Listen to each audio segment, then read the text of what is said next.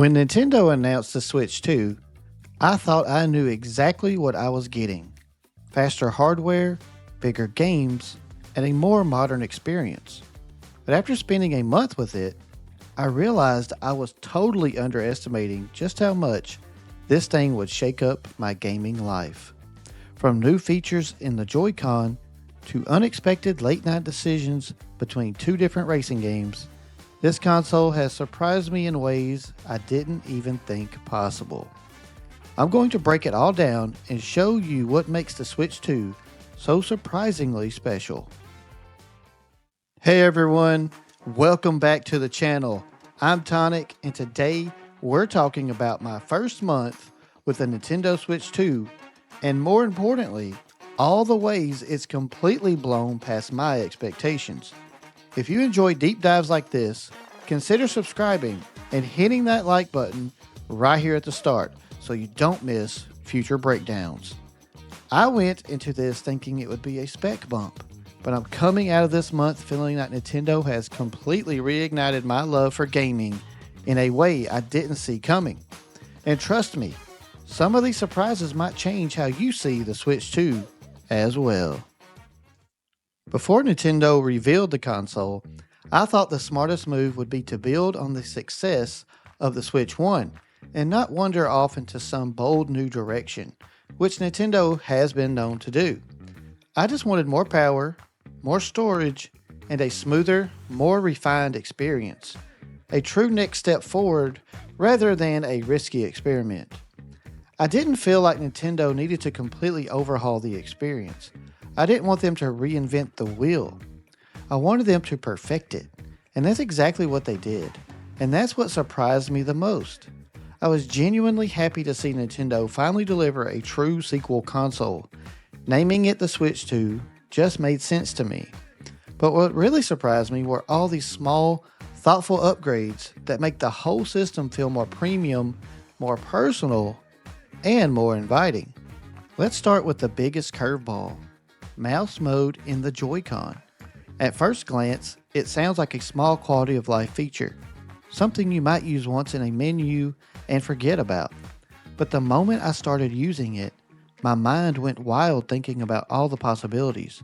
The mouse controls work so well, it's amazing how easy they are to use. That's why I really believe this could open the door for unexpected types of games on the Switch 2. Think about it. If the mouse controls are this smooth and easy to use, it suddenly makes games like World of Warcraft, League of Legends, Total War, StarCraft, Age of Empires, or even MOBAs feel possible on a handheld console. These are genres people might not associate with handheld gaming, but now they can work in a more intuitive, natural way thanks to this feature. It's a quiet little addition, but for me, it's the biggest innovation on this console. Now, another thing that really surprised me is I thought I had moved on from some older games, but the upgraded experiences on Switch 2 completely pulled me back in and made me see them in a whole new light. Super Mario Odyssey and Breath of the Wild are both incredible on the original Switch, but these upgraded versions made me want to start all over again. Odyssey feels even smoother and more vibrant. In Breath of the Wild, it feels like you're seeing Hyrule again for the first time. The sharper visuals, faster loading, and that subtle extra polish make it irresistible to revisit. I didn't expect to spend this first month replaying older games, but these upgrades gave them new life and reminded me just how deep and magical Nintendo's library really is. Here's a fun one: Fast Fusion. This $14.99 racer completely took me by surprise. I honestly thought I'd be glued exclusively to Mario Kart World, and while I still adore it, Fast Fusion has become my unexpected second love. It's fast, fluid, and it nails that futuristic racing vibe. There have been so many nights where I've picked up my Switch 2 and just sat there debating, do I fire up Mario Kart World for some knockout tours? Or do I jump into Fast Fusion for that insane adrenaline rush? This tiny dilemma has become one of my favorite new gaming rituals, And that's a surprise I never thought I'd get from a $15 game. I can't skip the new eShop experience. The Switch One's eShop was pretty rough. Slow loading, clunky search. It felt like a chore. But on the Switch 2, it's smooth, fast, and fun to browse. And that For You section that refreshes every Saturday, it's dangerously good. I've already picked up 4 games based on those recommendations alone. It feels like Nintendo is finally helping me discover hidden gems instead of burying them. It's one of those upgrades that quietly makes you more excited to explore what's out there each week. I also didn't expect the new game chat feature to be this good. Hosting knockout tours in Mario Kart World has shown me just how much it changes everything. As someone who loves streaming and playing with my community, having a built-in, high-quality microphone makes a huge difference. Before, using Discord was a headache.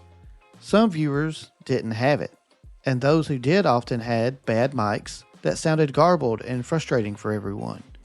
With the Switch 2's built-in mic, voice quality is consistent and it's easy for viewers to jump in without extra hassle.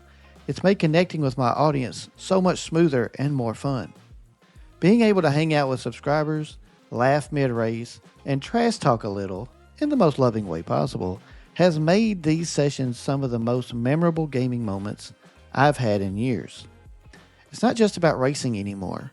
It's about community, real connection, and shared moments that stick with you long after you put the console down. Before the Switch 2, I had drifted more into PC gaming. The original Switch was amazing, but over time I found myself spending more time on Steam and really enjoying it. But the Switch 2 completely flipped that. I have nothing against Steam or PC gaming. They absolutely have a place in my life. But the Switch 2 pulled me right back in. I started diving back into the Switch 1 catalog and playing games like Slay the Spire, Fee, and Death's Door. All of these are third-party titles, but they feel incredible on the Switch 2. The backwards compatibility feels like Nintendo inviting you to rediscover a huge universe of games you might have missed or forgotten. And now, with the Switch 2's premium feel and improved performance, everything feels fresh and exciting again. And then there's Donkey Kong Bonanza coming up. I was mildly interested at first, but after seeing that Nintendo Direct, I'm fully on board. It's the perfect example of how Nintendo doesn't just drop new consoles, they build momentum. They create excitement and give you reasons to keep coming back.